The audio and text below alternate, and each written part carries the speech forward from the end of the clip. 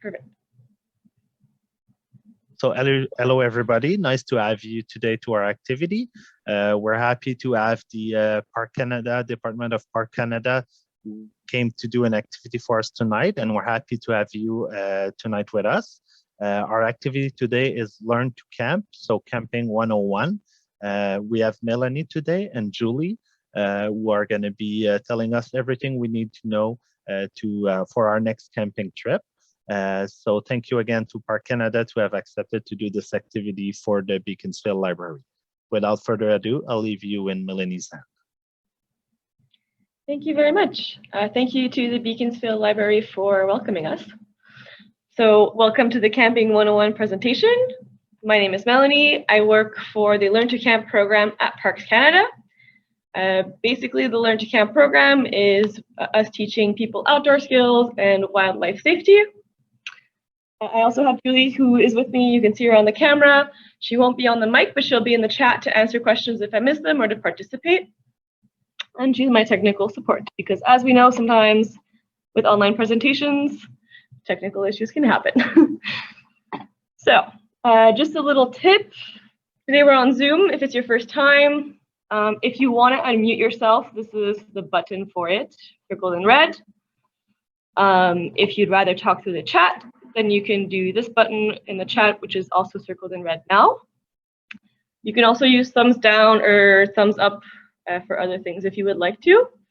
I can't see everyone, so I won't be able to see if you show me on camera, so you can use like the emoji reactions or just do the chat or speak through the microphone. Before we start, I want to tell you guys about Parks Canada Mandate. So on behalf of the people of Canada, we protect and present nationally significant examples of Canada's natural and cultural heritage for present and future generations.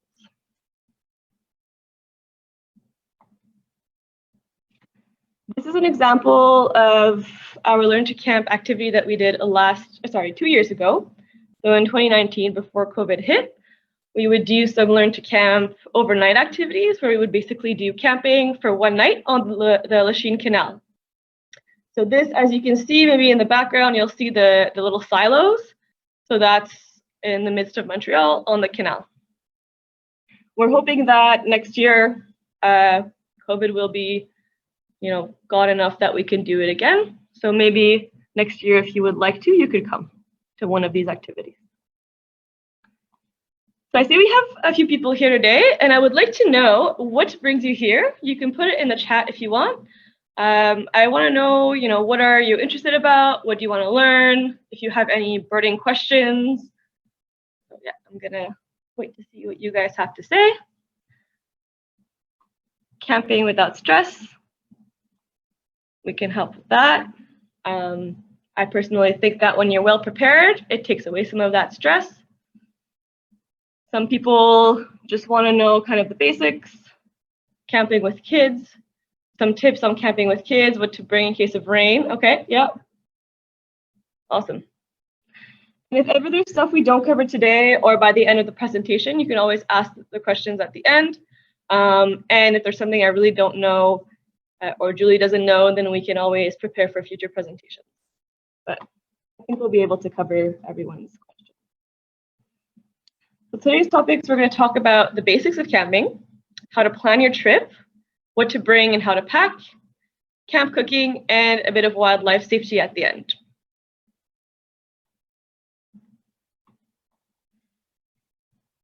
Has anyone never gone camping? Or who has gone camping here?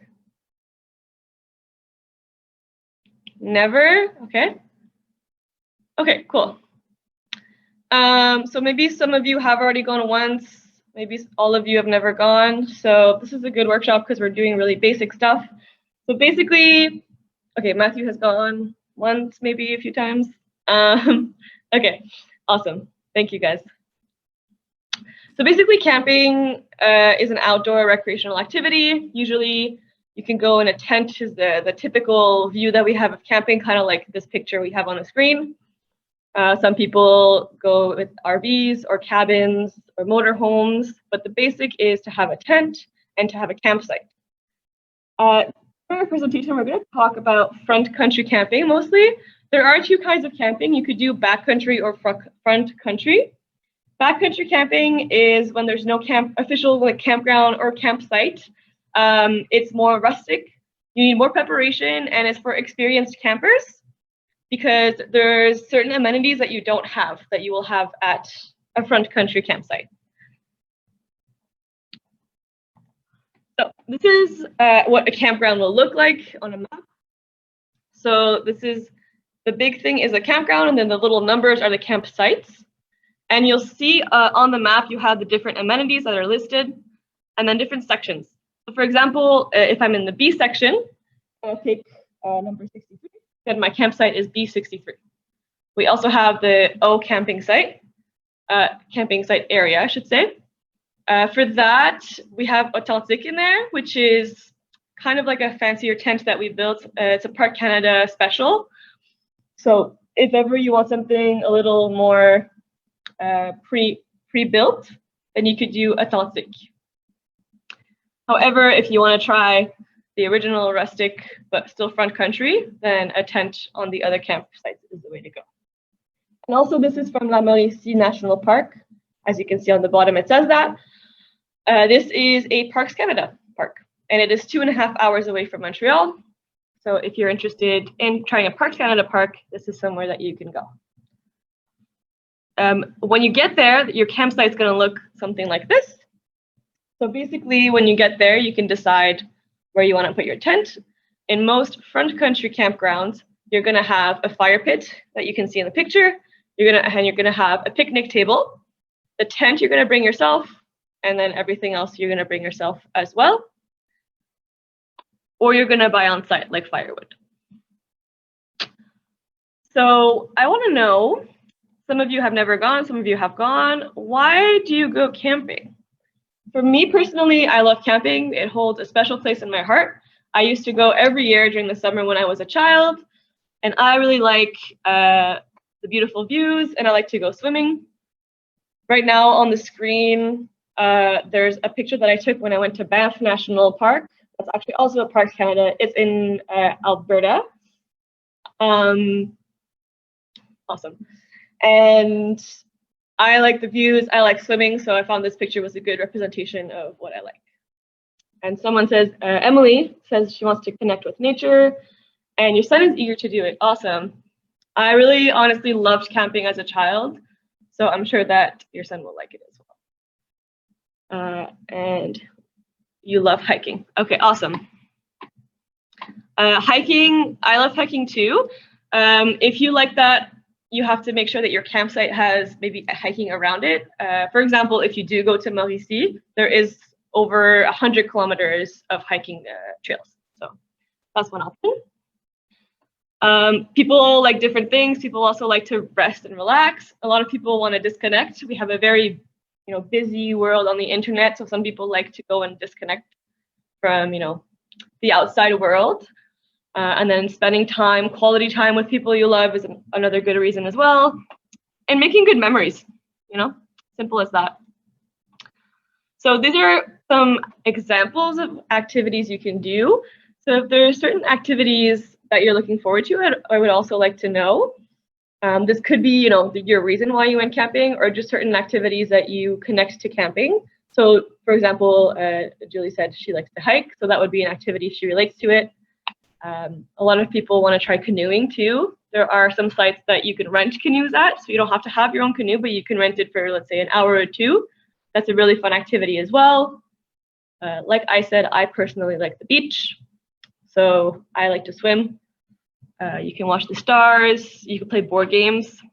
So if you're someone that's going because you want to connect with other people, or the people you're with, basically, you want to spend some quality time, then maybe bringing some board games is a good thing to do.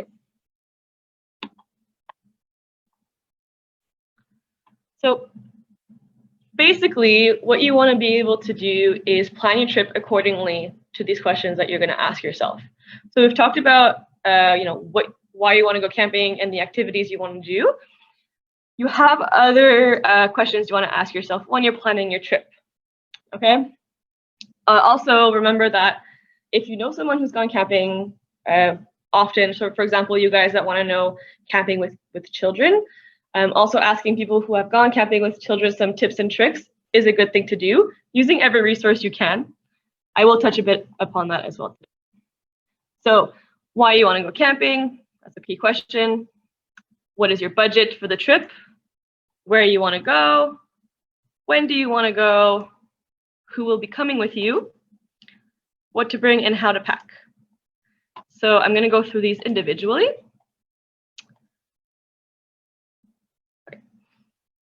We already talked about why you want to go. So basically, this is something you want to know because it's going to depend, what you pack is going to depend on why you want to go, right? So again, like I said, let's say I want to go hiking. Well, I'm going to bring a day bag. I'm going to bring closed shoes. I'm going to bring certain things that I need when I go hiking if I want to take a hiking stick, for example. Maybe a first aid kit that I can fit into my day bag. Things like that that you want to consider. And then obviously, if you are going with your children, you can ask them why they want to go, and then that's incorporated into your planning.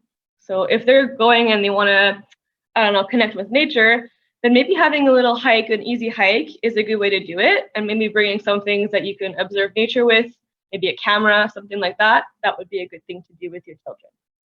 If they're going because they want to play games, and there's different games that you can bring camping as well that are really fun. Spike ball is really popular right now, and there's other games you could also play with your kids. When I was younger, we used to play a lot of card games camping. That was something that my family liked. And it's easy to bring, right? You just bring a deck of cards and you can do so many things. How much do you want to spend? So there's a few things you want to consider for spending. Fuel and transportation is one of them. So if there are like a few campsites around Montreal that you can go to just with like your bike or with public transport. So if you don't have a car, you know, it doesn't have to stop you. Oh, sorry, the lights just went out here. It's something that happens every hour. So turn the back on. Okay, wonderful. So yeah, basically, if you're going with your car, then you want to consider, even if you're going by bus, you want to consider that, right? Because you're going to have to pay a bus fare. But yeah, so fuel, transportation. Equipment is also another cost you want to consider. So you'll have tents, you'll have sleeping bags, and a bunch of other things. We're going to talk about equipment more in a bit. For equipment, if you're trying to not spend too much money, you can buy a lot of things used. You could also borrow from friends. So it doesn't have to be a huge cost. It can really vary also on the type of equipment you want. But if you're starting out, you don't need fancy equipment. You don't need to spend a lot of money on equipment. Okay, so just keep that in mind. You also need to take into account food and drink. Usually when you're going camping, your budget is almost the same as when you're not going camping for food, because you can eat really similar things when you're camping and when you're at home. So we're going to talk more about food as well, but that's something that you also don't need to plan too much extra money. If you are hiking or doing other activities, you might get more hungry. So in that sense, you might need more food because you're going to be more hungry because you're going to be active. But besides that, it's not going to be a huge difference in cost. You also need to consider park entry fees for certain parks and campground fees. That can vary from like 20 to 55. It really depends on where you're going. But it's also per site usually. So like if you're, let's say, 2 adults on a campsite and it's $20 per night, then that's $10 per person per night. So it's not that bad, you know? Pretty good price. If you also want to spend any money on, you know, minor purchases, souvenirs, things like that, miscellaneous things, that can come into your budget as well. One of the things that you are probably going to want to spend money on is firewood. It is not super expensive, but it's something to consider in your budget. Okay, the other question that we're going to consider is where you want to go. The best thing to do if you're new to camping is to stick close to home. So maybe like 1 to 2 hours away. I talked about Mauricie, that one is 2.5 hours away. We have other campgrounds that are closer to Montreal. There's Ile de Boucherville, which you can access by bike or by public transport from Montreal. So you can try those if you would like, they're closer. And if you go online, you'll find a lot of different options. Quebec has 1,000 campgrounds. So there's a lot of options. Basically, it's going to depend, again, on what activities you want to do and what services they offer. So that's how you're going to want to pick. You could have national parks, you can have like provincial parks, and also private commercial grounds. So you can decide, what kind you want. There's plenty to choose from.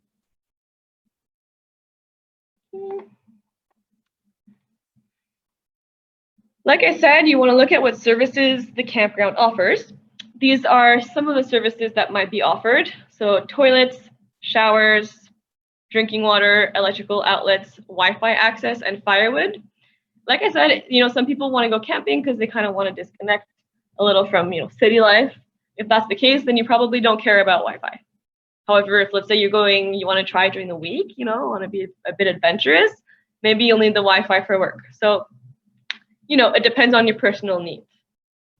Toilets and showers are usually basics that are in most front country campgrounds. If there's no drinking water, you need to know that because you need to bring a lot of your own drinking water because you're going to use it to drink and you're going to use it to cook. And you're going to need extra water because you're going to be doing activities outside. Speaking of water, I'm going to take one sip right now because all the talking gives me a dry mouth. If you have any questions about what I've said so far, please feel free to ask.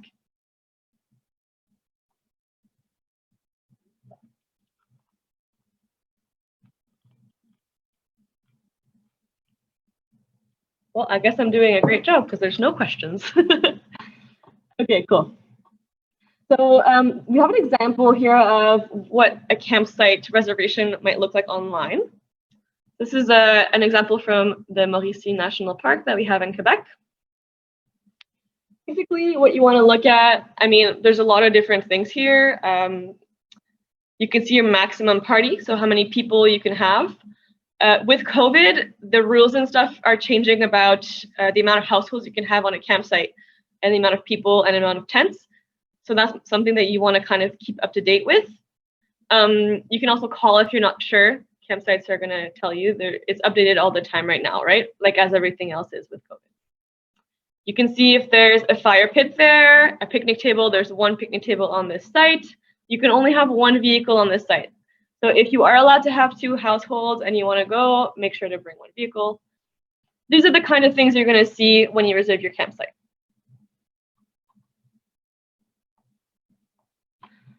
Another thing to consider is when you want to go. We recommend you go June, July, or August. End of May, beginning of September can also work. Right now, obviously, you're not going to go end of May because you probably want to go sooner than that. But let's say from now until beginning or mid-September would be a good time as a beginner to go. This is a picture of someone doing winter camping. So for winter camping, you need more specialized equipment. And it's not something I would necessarily recommend as a beginner. It's something I would recommend when you're a bit more seasoned because there is an investment to make and it's just a little bit more of a challenge. But it is totally doable. And when you decide that you want to take that next step, then you're going to be ready to do it and you're going to be ready to invest. And then, of course, we talked about some people are here because they want to know about camping with children. So you want to consider who's going to be with you. So if you're bringing your children with you, well, you're going to bring different types of equipment, right? So like I said, children usually like to play games when they're camping. You're going to want to get sleeping bags and equipment that are smaller. So there are sleeping bags for children. You don't want them to have adult sleeping bags because they're going to be too big and heat is going to be lost.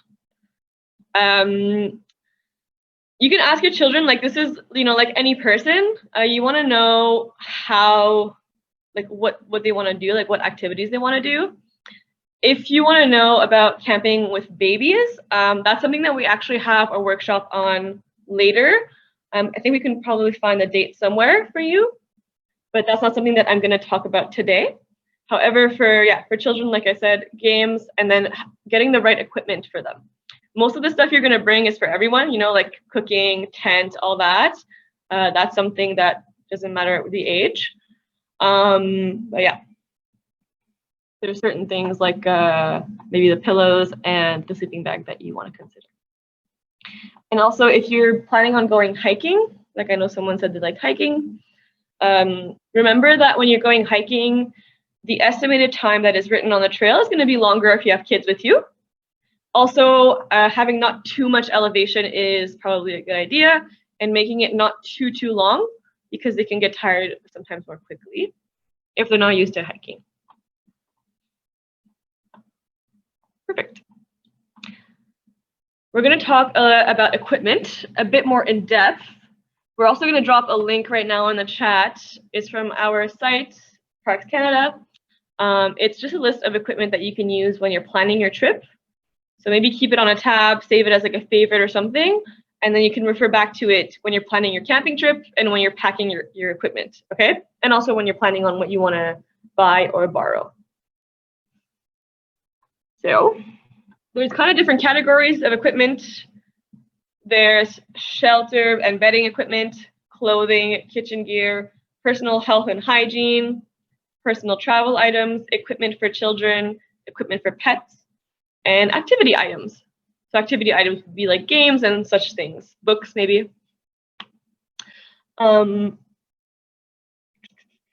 yeah, I was gonna say, if you have pets, make sure that where you're going allows them if you want to bring them. Not every site allows dogs, so make sure you check in on that.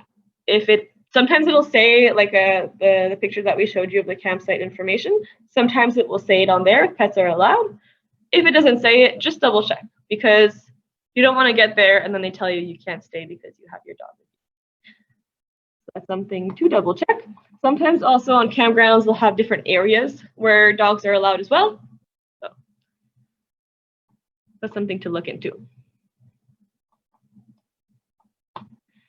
Also make sure when you bring your clothing and whatnot, you want to be dry and comfortable. That's the purpose of it. We're going to talk about tents a little bit. So as I said before, okay, Emily, you have 2 dogs and you're wondering what to bring besides food and a leash. You want to bring basically what they will need at home. So if they sleep maybe on a bed, but you can bring them in your tent with you if you want.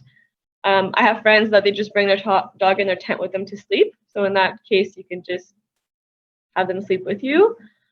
What about wildlife? So that's why you want to keep them on a leash when you can.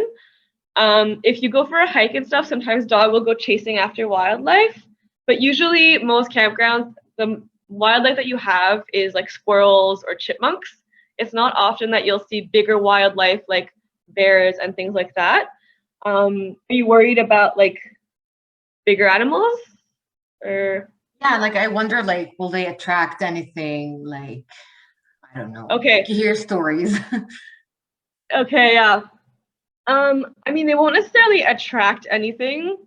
They will. It's kind of like in the city when they see a squirrel. Sometimes, like depending on the dog, but I know dogs often they like to run after squirrels. So that's like basically the similar thing as what would happen in the city. But they don't like dogs don't like attract other animals. And you know, especially if they like sometimes run after animals. Usually animals, especially small ones, they'll get scared anyways. But I know a lot of people that do bring their dogs and there's never any issue. You just have to check the rules, and usually keeping them on a leash is a good way to prevent anything from happening. But I wouldn't be worried about like any issues with wildlife. Yeah. I mean, I'm sure dogs would like camping too. Like it's, they're out in nature and stuff. And if they're, if they're good on their leash and if they're, not too prone to running after the animals when they're in the city, then like it'll be fine. I don't know if anyone else maybe has experience with dogs while camping, but I would say you can definitely just try it out. I wouldn't be too worried about that. I have plenty of friends who have dogs. Unfortunately, I don't have one myself, but I have plenty of friends who have dogs and who've brought them camping, and there's never been any issues.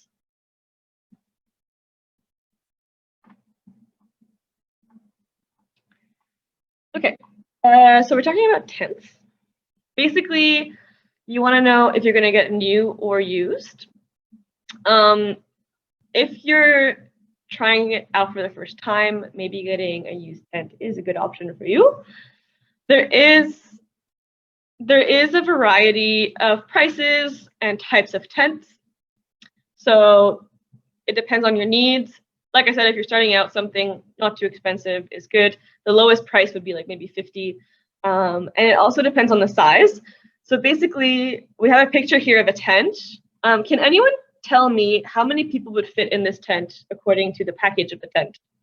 If I bought this tent on the package, what would it say? How many people could fit in this tent? Is it a 3-person tent, a 4-person tent, a 10-person tent? Maybe 4, 3. Okay, cool. So this is actually a 6-person tent. I'm going to show you guys actually wrapped up. I don't know if you could see on the screen, but this is also a wrapped up 6-person tent. So the thing is, when you buy one, you have to size 2 people up, okay? So let's say I want to fit 4 people in my tent, I'm going to get a 6-person tent. The reason is that when they calculate the amount of people that can fit in the tent, it's by mat size. So you're going to be really, really squished, and they don't take into account equipment and things like that. So for comfort, you want to size 2 people up. That's something to keep in mind when you're buying your tents. And the price also depends on the amount of people. So a 6-person tent of the same kind of tent, same brand, is going to be a bit more expensive than, say, a 4-person tent. Obviously, you want to know which seasons they're good for. The ones that have the mesh for the bugs are for summer. The ones that have no mesh all around are for winter. This in the picture is a summer tent. The only thing that's missing is a fly on this tent in the picture. So as we see in this picture, they're actually handling the fly. So that's the fly that keeps you dry and sheltered, even more than just the tent. You want to put your tent flat and away from the fire pit, because if you put it too close to the fire pit, sometimes the embers will fly out and then burn the tent. You also want to keep it a bit elevated if it's possible. Usually campgrounds are really well kept, so they're pretty flat, especially front country campgrounds. If ever you decide you want to try backcountry at some point, then you're going to have to pay more attention to the elevation of where you put your tent. But you want high and flat, okay? Because when it rains, the rain will pool where it's lower. So if your tent is on the lower area, then you're going to end up with some water in your tent. If it rains a lot. If it rains a little bit, usually it's fine. Something to keep in mind. You want to keep your zippers closed as well. One of my least favorite things, and I do love camping, but one of my least favorite things about camping is when I'm trying to sleep and there's a bzzz in my ear because I let mosquitoes in by accident. That might happen anyway, but to reduce the chance of that happening, basically whenever you go in your tent or leave your tent, you make sure you keep your zippers closed and all the way closed. The last thing, does anyone know why I would want to not have food in my tent? I like to eat chips at night. I go to bed and I snack and then I fall asleep. Why can't I do that in my tent?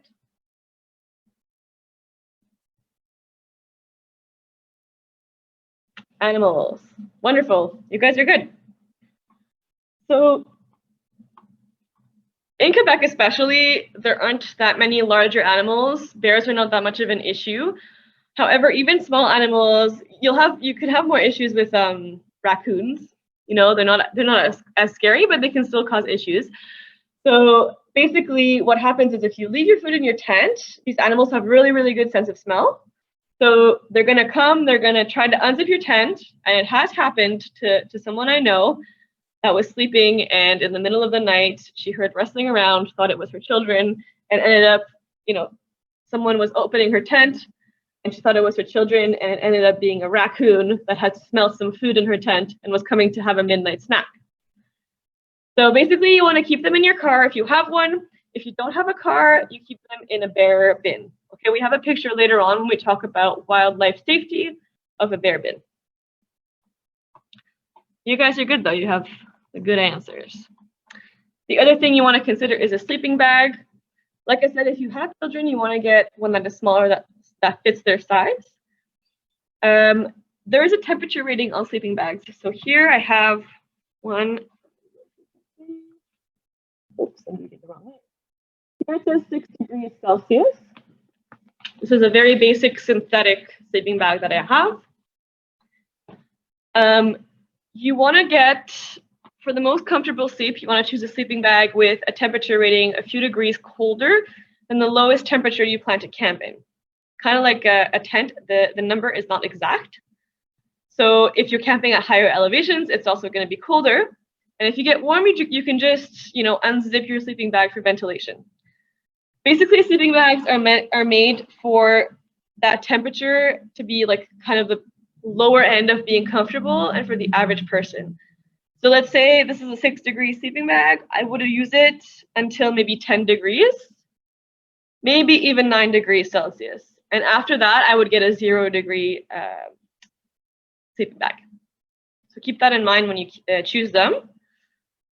This is also something you can borrow or buy used if you would like, but they can start pretty cheap. They can start around like $20, depending where you buy them. There's different materials that are used to make sleeping bags. Synthetic is fine when you start out. If you want to get more fancy at some point, you can get some down material, but synthetic is a good place to start. And like I said, it starts around $20 and then it goes up from there. Just like a lot of different equipments, it can range very much. So that's something that you can look at. You can look at different big stores. Big box stores will have different prices for sleeping bags.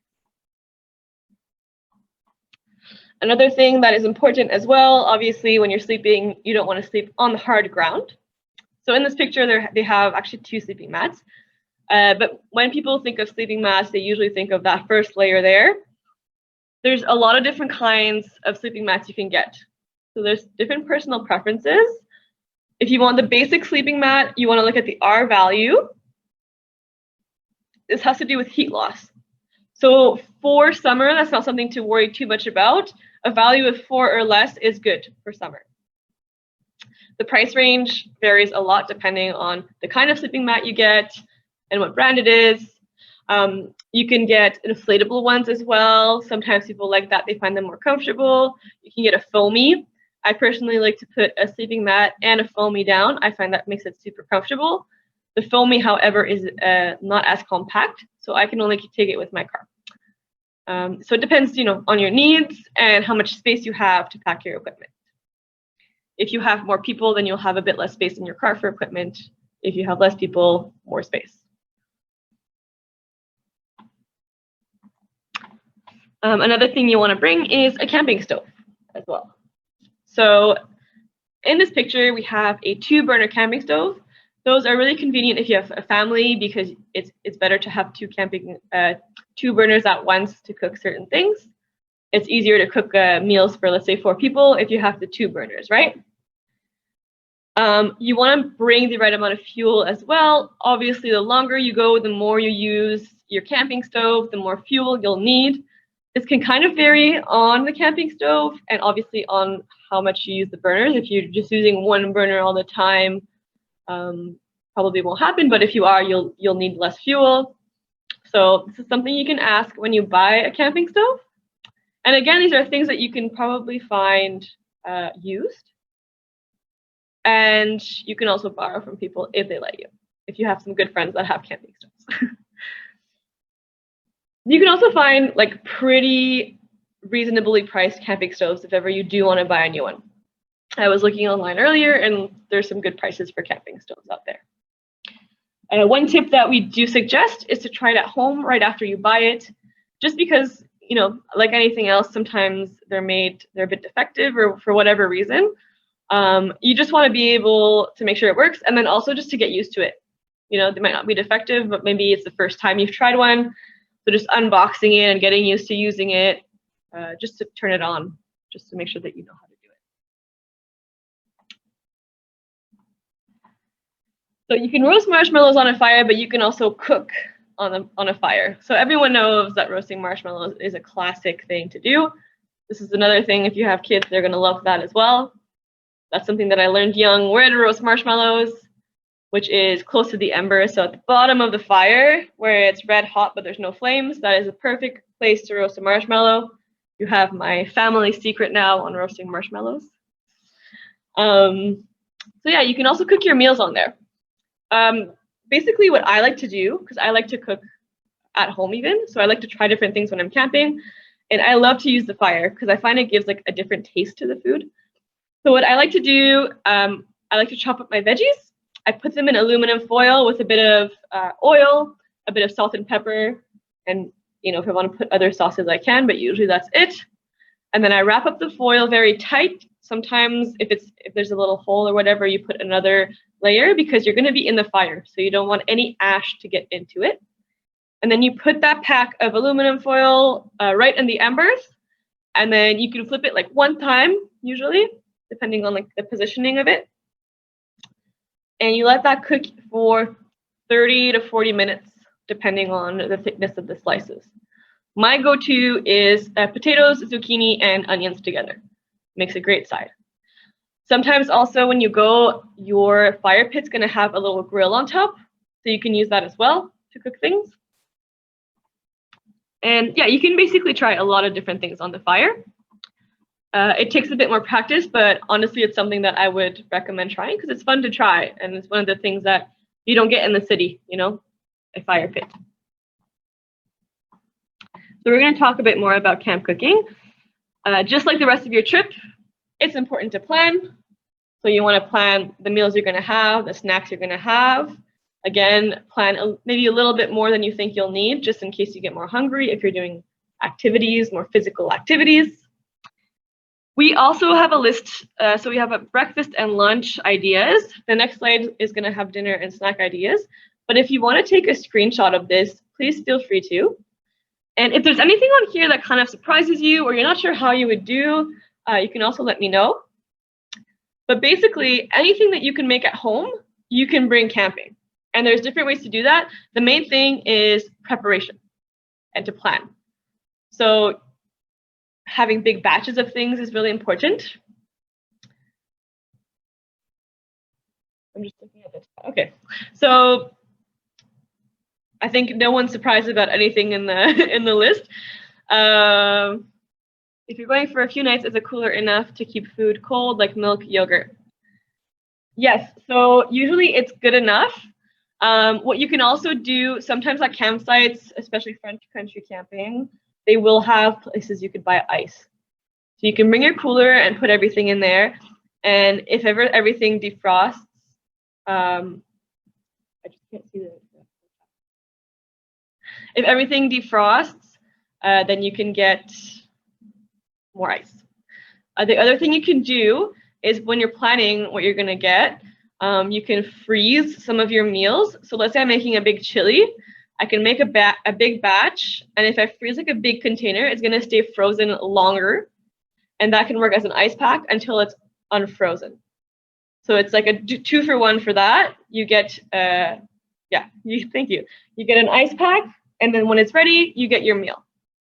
So that way, you're not spoiling anything. Is there a way to get a copy of the slides? I'm actually not sure if we're allowed to give the slides. But I'm gonna let you know. But for now, I think it's a good idea to take a screenshot just in case you can't get them. So so to keep food cold, like I said, you can usually buy ice and then make your pre-made meals and freeze them.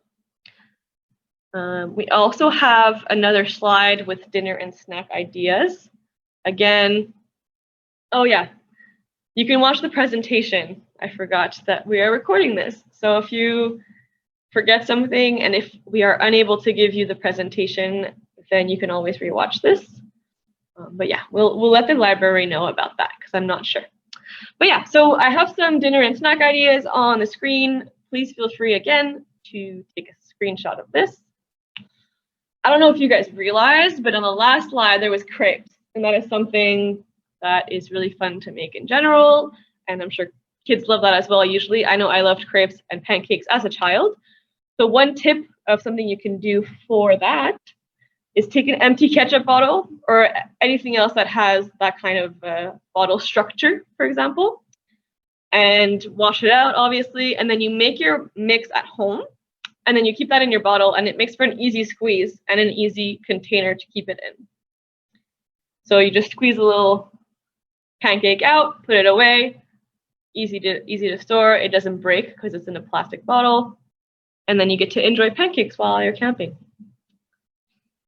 If ever you would like to cook something from scratch, you can try it. It is a fun challenge to do, but it's going to take time and effort. So we do recommend that you just prepare as much as you can before you go. And I want to know if there's any of your favorite recipes or something that you want to campify, in good English, for camping.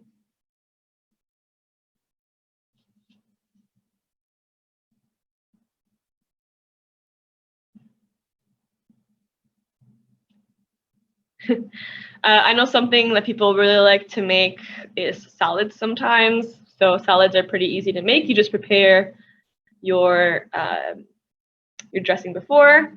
Hamburgers are a classic food as well. You could prepare your patties before, prepare your sides as well. Like if you have lettuce and things like that, you can chop your onions before, you can chop your tomatoes before. Yeah, you can make anything for camping. I'm gonna say it one more time. Preparation, very important. The more you do in advance, basically, the less you have to do when you're there. You can pre-marinate, you can pre-chop your vegetables, and like I said, prepare your whole meals beforehand. So if you have soups or chilies or things like that, easy to make before, easy to bring, can work as an ice pack. Another thing is to bring a lot of snacks. It's really nice to snack in camping, and if you're going to do activities during the day, you might want to snack more as well instead of always having a meal. Right, so we talked a bit about how you can cook on the campfire, some things to consider when you do want to make campfires, and we're also going to put a link on how to build a campfire in the chat. Some things you want to consider is if there's a fire pit. So you want to make sure they have a fire pit, or if they don't, that you can still make a fire. Usually you need to make a fire in the fire pit, nowhere else. If there's a fire ban, it's not that common in Quebec, but if ever you start going somewhere further away from Quebec, it becomes more common, especially in BC where there's dry season, there's more risks of forest fires. You don't want to cause a forest fire with your fire. There's also fire permits if you're going somewhere else. And it is the perfect place for music. So we have a little bit of a musical pause. So one of the things I like to do around the fire is jam with my friends or with whoever I'm with. So I brought my guitar today and we're going to sing a little song together. I'll be back in a second.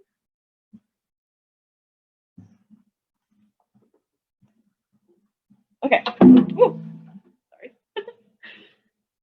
So I don't know how many of you guys know Edward Sharpe and the Magnetic Zeros, but they are a band that made a song called Home. And I adjusted the lyrics a bit to be more camping friendly. So I'm going to sing it by myself one time, and then we're going to do it all together, unmuted together. And it might be chaotic, but it's going to be great and fun, and we're going to love it. So I'll do it one time alone so you guys can get an idea of what it sounds like, and then we'll do it all together.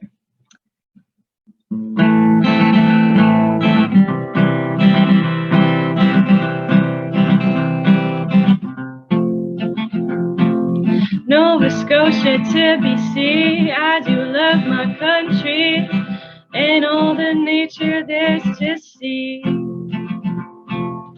Holy moly, me oh my, I can't wait for my campsite, making a fire at night.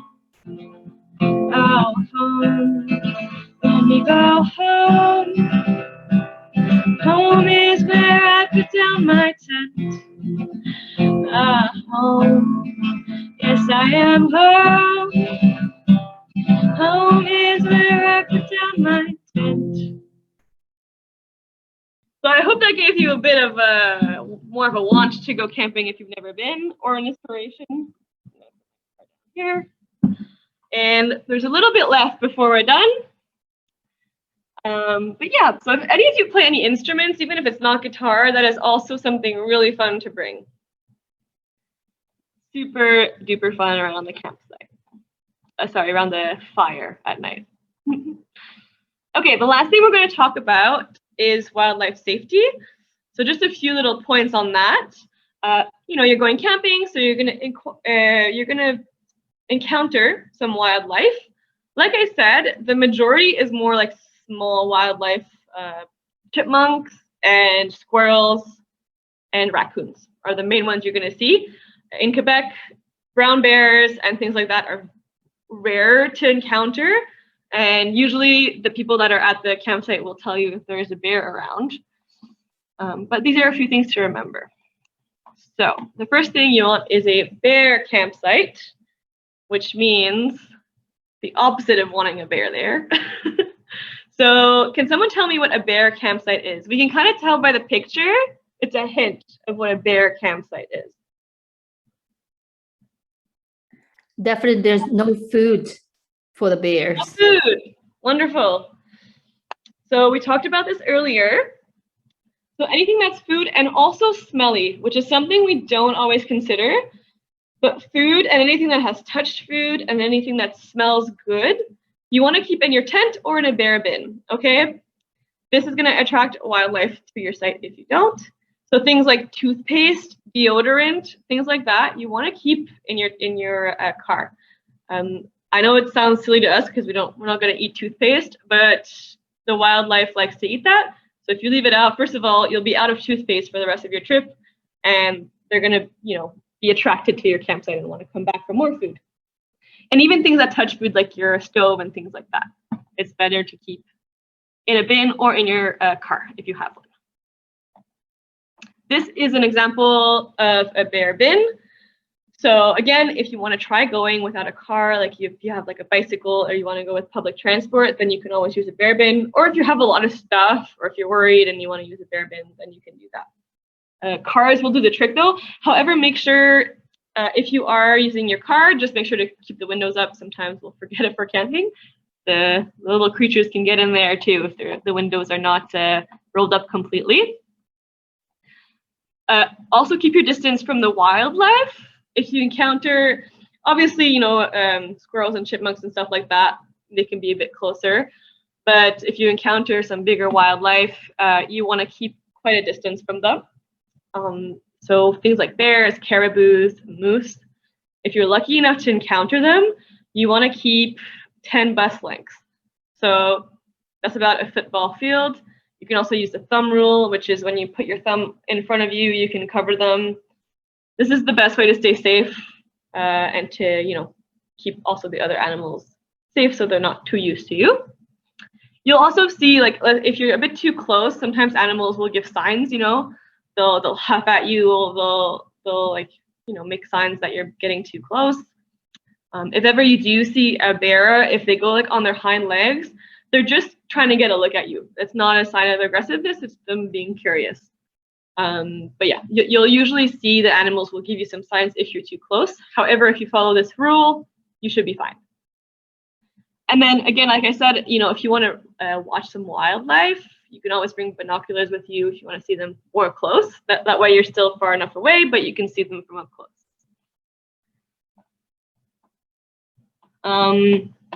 Like we talked about, we don't want to accidentally feed wildlife. We also don't want to do it on purpose, obviously, for all the reasons we talked about.